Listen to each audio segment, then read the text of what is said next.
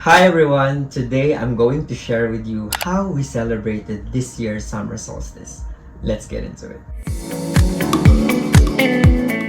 Hello again everyone, this is Berto and welcome to my channel where I share my journey as a shaman practitioner. Just like our previous ceremonies, we started with an online briefing led by our elders from Exoterica Creations for those who wanted to participate in the ceremony. Again, we had a mix of members of our shaman tribe as well as new people who are trying out shamanism for the first time. We always welcome everyone to join our tribe ceremony. Then we had a chat about how we did the ceremony previously.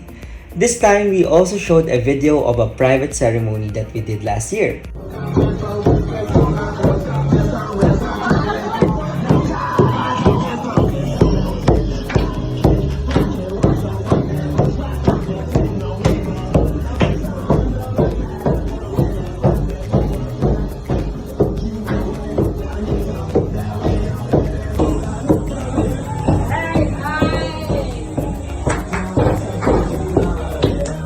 In our tribe, we are quite unique in a sense that our teacher allows us to conduct the ceremony alone or with a group as long as we have the right materials and instructions to make the ceremony successful. Alright, I will see you guys when I see you.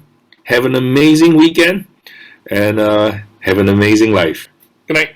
We also had a private talk for participants who wants to get into the detail of the ceremony procedures. And sometimes you just like to ask more questions to more experienced shaman practitioners.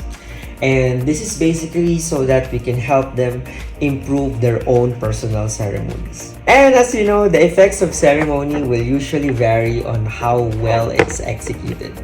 In this case, experience do matter.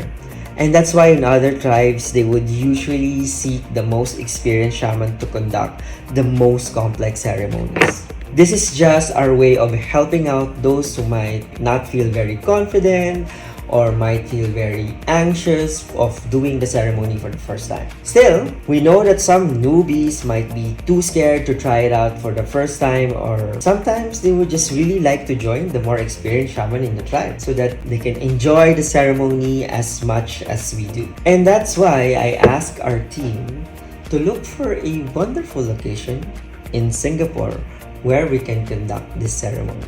And we found this.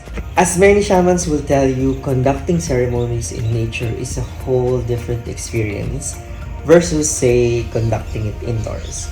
Mainly because when you do this, you get a direct interaction with the forces of nature and the elements, and they help enhance your ceremony by joining in or giving you signals that it's going into the right direction, for example. And now it's time to gather the materials that we need for the ceremony. My teacher specifically crafted the sacred items as an offering to the sun so we can say hi and make better connection to it. Regardless of what our level of shamanic abilities are, this will help anyone who actually conducts the ceremony. This year, the team also brought out fire crystals that can be charged during the ceremony and basically contain the energy of the sun for us for the rest of the year. And then the day of the ceremony arrives. This time, we did two ceremonies. One just for the organizing team, like me, so we can help the rest later on when it's their turn. It's interesting to see how these two ceremonies differ. And even though they are of the same steps and same materials, both ceremonies have very different energies and very different responses from the sun. And also, people get very different things from the ceremony in these two times that the ceremony was conducted. Apart from connecting to the sun, we also dance and drum our way through the afternoon while soaking in its energy. And it's really just enjoying being in the middle of nature and recharging ourselves with this creative energy. After that, we shared our experiences with our tribe. Some people received very timely reminder from the sun on how to improve their lives. Some received lessons from the sun on how shamanic energy works. And others connected in a very emotional and very invigorating kind of way. Our tools were also very happy just doing their own connection as well.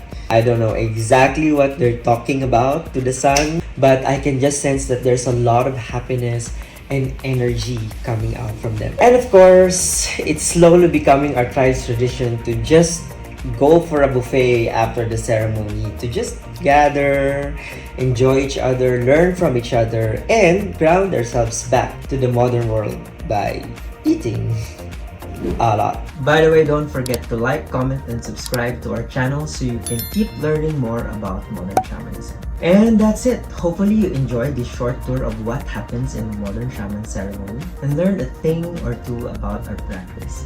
It's really a magical experience for our tribe whenever we do ceremonies like this. But like what we always say in our channel, don't take our word for it, experience it for yourself, and hope you can join us next year. See you around!